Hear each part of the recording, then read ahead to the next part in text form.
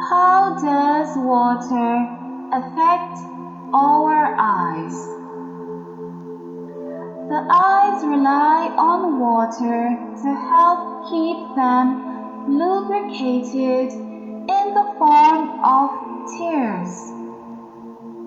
Lubrication is necessary to keep eyes moist, remove bacteria, and remove dust particles and other small particles that get into the eyes.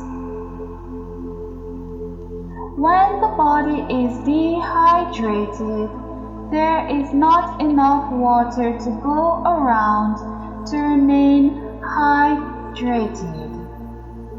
Your eyes depend on proper hydration to function properly.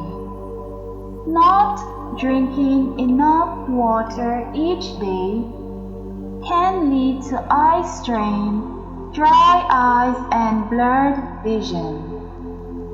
Drinking a bottle of water very quickly will raise eye pressure, so we recommend you drink slowly to avoid this. Eating a diet with lots of fruits and vegetables is a good health habit.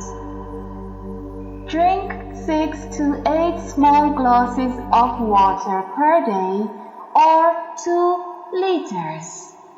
Thank you.